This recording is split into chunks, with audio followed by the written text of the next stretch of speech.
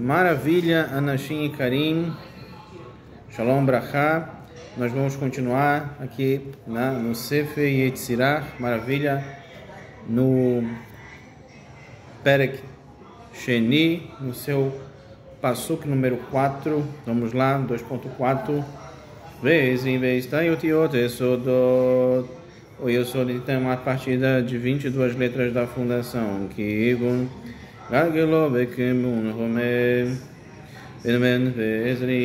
então ele colocou um círculo com um muro de 231 portões.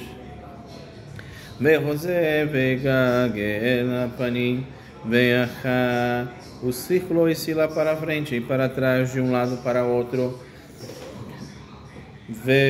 Siman ledabe em bete valema alamai. Então há um signo para isso, ou seja, um sinal para isso.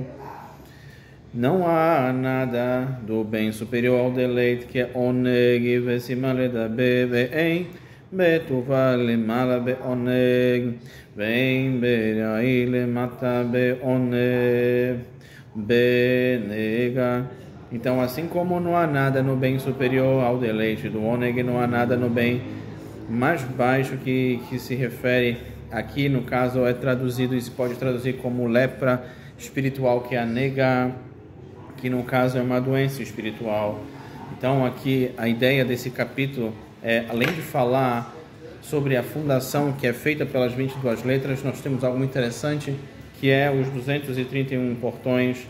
E a partir desses 231 portões, que é um processo tão matemático quanto um processo ligado a uma questão de correspondências e permutações.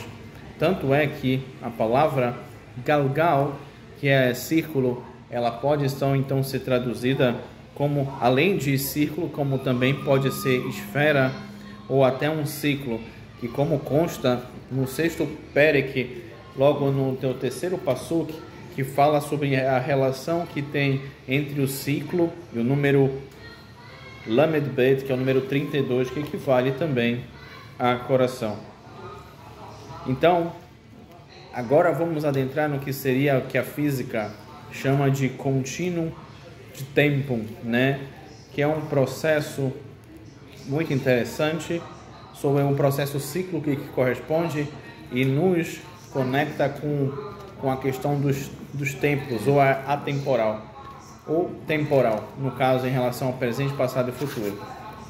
Em geral, se o número de pontos, e a gente começa a fazer conexões, ele é colocado dentro de um círculo, o número de linhas possíveis que podem se conectar a qualquer outro par de pontos pode ser facilmente calculado. Então agora nós vamos entender matematicamente o que seria esses 231 portões referente ao Sefer Yetzirah. Então, nós temos que entender que entre cada linha, que ela pode conectar com as 22 letras, em relação a um ciclo, então, portanto, nós temos 22 vezes 21, que são os 21 pontos, né? Então, fazendo um cálculo desse 22 vezes 21, dividido por 2, dá exatamente 231, né? O que é que corresponde a 231 portões? Seria, por exemplo, a pegar a permutação de duas letras e começar a permutação das letras com as chamadas nekudot, como muro. Então, é a partir daí que os cabalistas eles apresentam uma importante meditação a respeito desses portões, que é baseado no primeiro capítulo, que é grave, como consta inclusive no Sefer Bereshit, grave em talhe como muro e cubra como um teto. Então aqui nós temos uma linguagem simbólica que corresponde a grave, ou seja, você coloca um processo de visualização, e em talhe é o processo de você, através da visualização, você desenhar as letras como um muro, ou seja, na sua frente, e cobrir como um teto. Então a ideia é aqui que o iniciado ele deve então contemplar o chão, visualizando como se fosse uma espécie de lama negra. Então ele deve gravar as 22 letras, formando em cada uma da sua mente. As letras devem então formar um círculo no chão. Então aqui o iniciado que está fazendo essa prática, ele está no meio de um círculo, ele começa a ver as permutações das letras.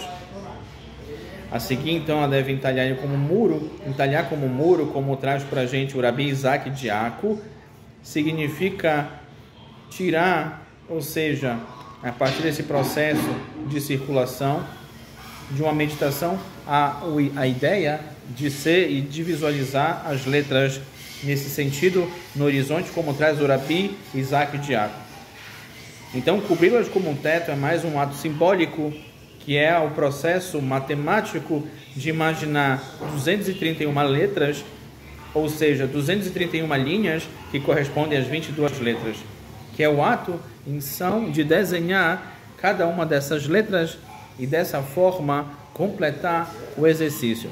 Acha-se preparado para fazer uso do círculo sem que ele crie e deve proceder, que ele em ordem direta comece então com Aleph, enfocando a mente em Aleph, cada uma dos 21 caminhos. Quais são os 22 caminhos? São as 22 letras que equivale aos 32 caminhos, 22 letras mais 10 sefirot, que emanam dela até outras letras de Beit Tetav. Então ele continua desse modo usando todas as outras letras. Então essa é a ideia, como traz Rivá, que é um dos comentaristas, por exemplo, do Talmud. A gente encontra eles, que eles fazem e relacionam essa técnica de visualizar o processo da mentalidade das letras através com uma ideia de uma permutação. E assim, segundo alguns, essa também é uma técnica para trazer o golem. Se deseja destruí-lo, comece ao sentido inverso. Daí nós temos os sentidos de horário e anti-horário.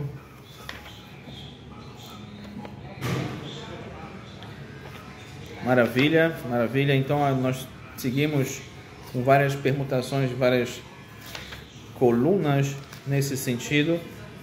Mas o mais interessante é entender que o processo de permutação, o processo de visualização em si, ele, assim como a palavra em aramaico, abracadabra ou abracadabra, que eu falo e eu crio, começam a trazer para o mundo físico algo que é material e do material para o mundo físico.